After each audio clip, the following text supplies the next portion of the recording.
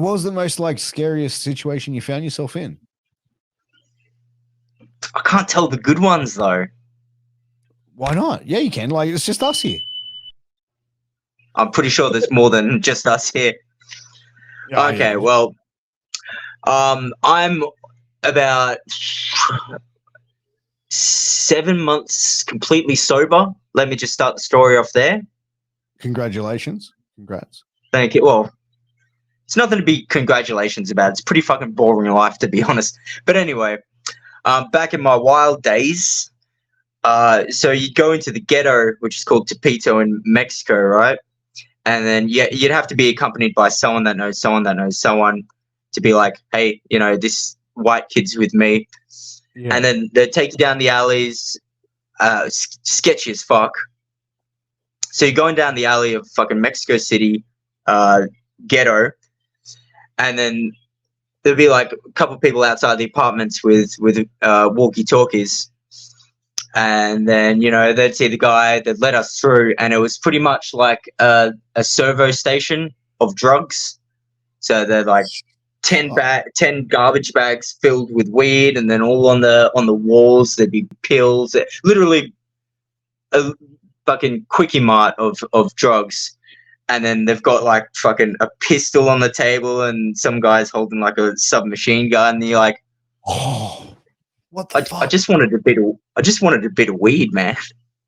And then like you're like, and at that stage you're like, this I don't know about this. Like, this is a bit too sketchy for me. And then like I was telling my friend about it. He's like, what if they just raided that place then and there, and you're just standing there, like, you're fucked. Like, but as I said, 7 months sober. Dude, congratulations, 7 months sober, bro. But fuck, goddamn, like, because in Mexico, is it like the death penalty for that shit if you're caught with like drugs and stuff? Nah, they don't have a death penalty.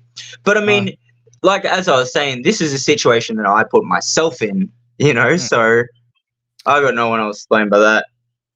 Hey, but that's the shit you do when you're young, wild, and stupid. You know what I mean?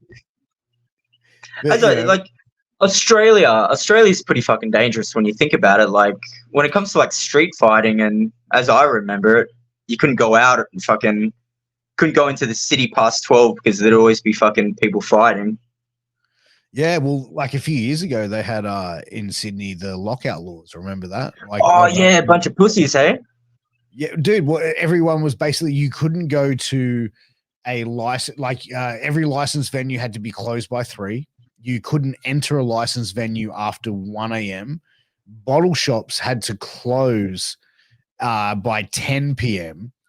And I'm like, so like, let's face it, right? You're married, you got a kid. I'm married, I got a kid. So if we were having dinner at my place or whatever it is, and it's like we're having good conversation, it's flowing, kids are whatever, we just like, you know what? Let's get another bottle of wine. Let's continue this conversation for a little bit longer. Oh, it's past 10 o'clock. Can't go get another bottle. Yeah, but then you plan ahead, right? You just got to plan ahead. So you got like 5 bottles of whiskey at your house for no reason. Yeah, well, yeah, shit's changed now, and yeah, like I've got like copious amounts of alcohol after the pandemic, but that's another story for another day. But how did you find, like, when the pandemic happened? Like, was there ever any thought of you coming back to Australia during that stage, or were you just like, wait it out, see what happens? Ooh. I remember because we had to go to the AAA office every Monday, because they for whatever reason wouldn't email us our schedules, so you had to actually physically go in there. Then I remember the first time I went in there during the pandemic, they're like, there's no shows for about 2 weeks. I'm like, that kind of sucks, because I was spending so much money had no control over fucking spending money. But anyway, I'm like, okay, 2 weeks, I'll just brave it out. Then another week, then another week, then another week. And then, yeah, it got like to a point where we were fucking really running out of money. And then she was my girlfriend at the time, now wife, but then she got pregnant. Then it was like, okay, do we either go back to Australia or Puerto Rico? And then it's like, oh, well, it's my wife's the one who's going to give birth, so Puerto Rico it was. Yeah. So then Yeah, we were able to move in for a bit with her mum, because I mean there wasn't any wrestling going on, there wasn't any cash flow, so we had to do that. And then my passport expired. I had to. I married my wife to get, no, oh God, I shouldn't say that, to get my green card. I love my wife. I love my wife. But they said you actually have to like officially do it. Yeah. And then like the green card process, fuck, that was like just got approved like a couple of months ago. Really? Fuck. So it was like that was a fucking I was told it was going to be 7 months, and even then I'm like, oh, but I have a job in Mexico, and it was during the pandemic, so I still thought that, you know, I was going to have shows, but then it just kept going, so I just stayed in Puerto Rico. And then my passport ran out, then I couldn't leave here for the green card process, so I did sort of in a way get stuck here for a while. Yeah, right. Fuck. So so now you're a full Puerto Rico citizen now? Is that how it sort of works now that you're married?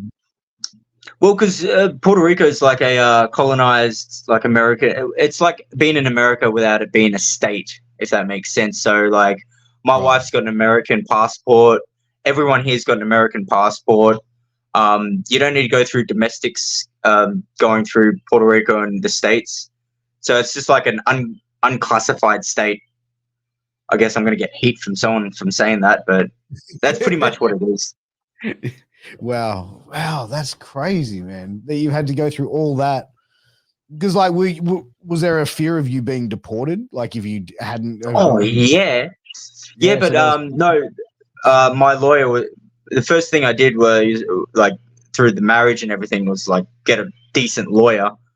So she's like, no, don't worry about it. We'll on it. So in the process, you can stay here until it's all done, but you can't leave. You can't have anyone check your gimmicks. So until it's official, yeah, you can't leave. Fucking damn. 3 years of that.